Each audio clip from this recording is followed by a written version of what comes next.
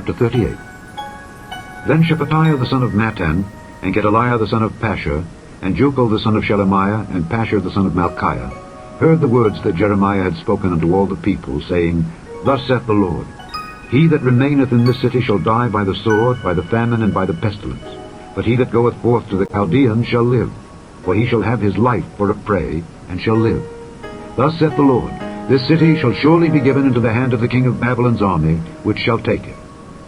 Therefore the princes said unto the king, We beseech thee, let this man be put to death.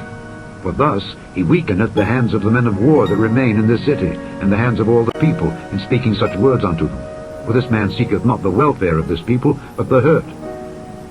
Then Zedekiah the king said, Behold, he is in your hand, for the king is not he that can do anything against you. Then took they Jeremiah, and cast him into the dungeon of Malchiah the son of Hamelech, that was in the court of the prison. And they let down Jeremiah with cords. And in the dungeon there was no water, but mire. So Jeremiah sunk in the mire. Now when Ebed-melech the Ethiopian, one of the eunuchs which was in the king's house, heard that they had put Jeremiah in the dungeon, the king then sitting in the gate of Benjamin, Ebed-melech went forth out of the king's house, and spake to the king, saying, My lord the king, these men have done evil in all that they have done to Jeremiah the prophet, whom they have cast into the dungeon. And he is like to die for hunger in the place where he is, for there is no more bread in the city.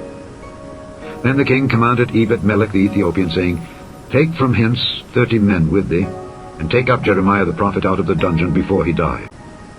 So Ebed-melech took the men with him, and went into the house of the king unto the treasury, and took thence old cast clouts and old rotten rags, and let them down by cords into the dungeon to Jeremiah.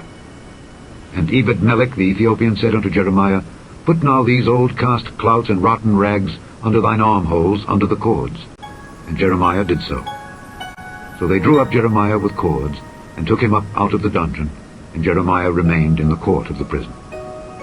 Then Zedekiah the king sent, and took Jeremiah the prophet unto him, into the third entry that is in the house of the Lord. And the king said unto Jeremiah, I will ask thee a thing, hide nothing from me. Then Jeremiah said unto Zedekiah, If I declare it unto thee, wilt thou not surely put me to death? And if I give thee counsel, wilt thou not hearken unto me? So Zedekiah the king sware secretly unto Jeremiah, saying, As the Lord liveth that made us this so, I will not put thee to death, neither will I give thee into the hand of these men that seek thy life.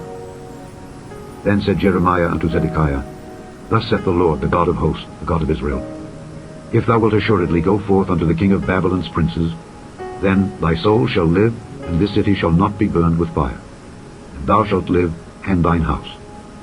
But if thou wilt not go forth to the king of Babylon's princes, then shall this city be given into the hand of the Chaldeans, and they shall burn it with fire, and thou shalt not escape out of their hand.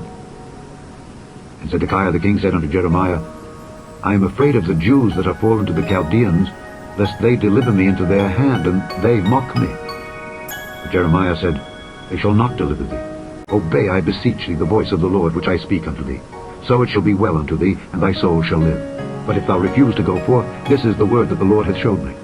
And behold, all the women that are left in the king of Judah's house shall be brought forth to the king of Babylon's princes, and these women shall say, Thy friends have set thee on, and have prevailed against thee. Thy feet are sunk in the mire, and they are turned away back. So they shall bring out all thy wives and thy children to the Chaldeans. And thou shalt not escape out of their hand, but shalt be taken by the hand of the king of Babylon, and thou shalt cause this city to be burned with fire. Then said Zedekiah unto Jeremiah, Let no man know of these words, and thou shalt not die. But if the princes hear that I have talked with thee, and they come unto thee, and say unto thee, Declare unto us now what thou hast said unto the king, hide it not from us, and we will not put thee to death, also what the king said unto thee, then thou shalt say unto them, I presented my supplication before the king, that he would not cause me to return to Jonathan's house to die there. Then came all the princes unto Jeremiah, and asked him, and he told them, according to all these words that the king had commanded. So they left off speaking with him, for the matter was not perceived. So Jeremiah abode in the court of the prison until the day that Jerusalem was taken. And he was there when Jerusalem was taken. Chapter 38. Then Shephatiah the son of Mattan, and Gedaliah the son of Pashur, and Jucal the son of Shelemiah, and Pashur the son of Malchiah, heard the words that Jeremiah had spoken unto all the people, saying, Thus